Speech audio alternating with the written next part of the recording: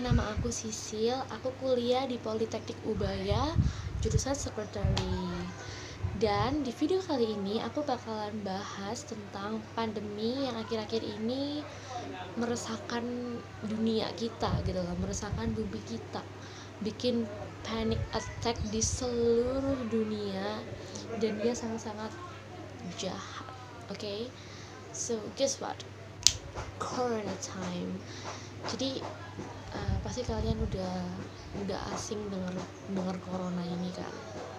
Oh ya, but sebelum kita ke videonya, aku mau bilang ke kalian, just please stay healthy dimanapun kalian berada. Jangan lupa cuci tangan, jangan lupa pakai maskernya, dan selalu bersih istilahnya. Karena kita nggak tahu kita habis pegangan sama siapa, kita habis sentuh siapa, kita habis kontak sama siapa yang kita nggak tahu orang itu positif atau negatif corona gitu kan. Jadi secara nggak langsung kita bisa membantu pemerintah untuk memerangi corona tersebut gitu guys. Dan jangan kemana-mana, please, kalian harus di rumah aja ya guys, karena corona itu udah benar-benar nyebar kemana-mana. Kalian kalau misalnya keluar sedikit aja itu udah ketemu sama corona di luar sana. Jadi kalau misalnya kalian di rumah aja kan bisa aman, bismillah aman gitu kan, amin. So without any further ado, langsung aja kita ke videonya. So, apa sih corona itu? Pasti kalian bertanya-tanya, apa sih corona itu? Gitu kan. Nah, corona atau yang biasa disebut dengan COVID-19 adalah virus yang ditemukan pertama kali di Wuhan, China pada Desember akhir tahun 2019.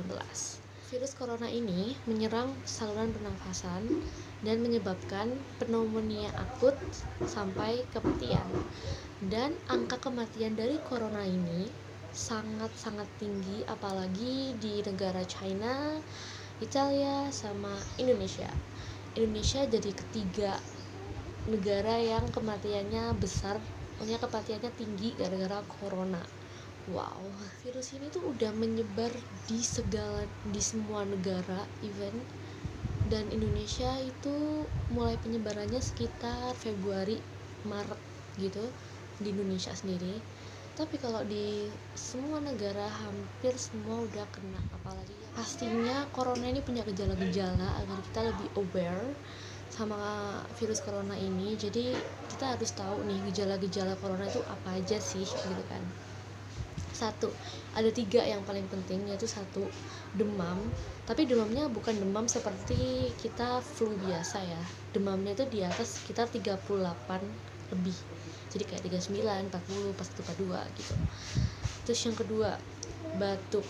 Dan batuknya ini tidak berdahak ya guys. Jadi kalau misalkan batuk itu kayak nggak ada keluar dahaknya gitu, nggak kayak batuk kita biasanya. Kita jadi mungkin kayak batuk-batuk kering gitu lah ya. Dan yang ketiga yang paling kelihatan itu ya sesak nafas. Cuman buat beda ya sesak nafasnya asma sama sesak nafasnya corona. Dan menurut penelitian, gejala COVID ini itu bisa muncul dalam waktu 2-2 minggu. Maka dari itu kenapa pemerintah Indonesia itu mengimbau kita pada saat pertama-tama ada kasus di Indonesia, kita disuruh untuk stay at home selama 14 hari atau 2 minggu. Karena takutnya kita masa inkubasi virus coronanya itu berjalan di rentang waktu itu gitu loh. Jadi kita disuruh diam di rumah, ngelihat gimana kondisi kita, apakah ada sesak nafas, demam, batuk, dan lain-lain. Kalau misalnya enggak, ya berarti kita aman, kita safe, kita negatif gitu guys. Kasus corona sendiri di Indonesia sudah mencapai angka 3.512 kasus positif, dan ada sekitar 282 pasien dinyatakan meninggal dunia karena corona. Wow, itu benar-benar dalam waktu 2 bulan ini itu merupakan angka yang sangat tinggi, karena di Indonesia sendiri banyak banget kan penduduknya kayak di China, dan penyebaran coronanya itu tidak bisa diatasi karena kebanyakan penduduk dan penduduknya rata-rata bebal, alias kalau misalnya di rumah mereka malah keluar, malah nongkrong, malah kemana-mana, yang menyebabkan virus itu sendiri akhirnya nyebar gitu loh, karena kelakuan mereka kayak gitu. Dan di angka 3000 ini Indonesia bisa mencapai dalam kurun waktu cuman 2 bulan aja. Padahal kalau di Italia 2 bulan tuh kayak masih ratusan seribuan gitu loh guys. Gara-gara corona itu bener-bener bikin masyarakat bingung, panic attack, dan banyak masyarakat yang jadinya nimbun alat-alat kesehatan, terus kayak misalnya APD, masker, hand sanitizer, itu tuh pada ditimbun semuanya, kayak dijual lagi dengan harga yang lebih mahal karena orang-orang lagi pada cari gitu kan, lagi pada cari masker itu, lagi pada cari hand sanitizer gitu kan.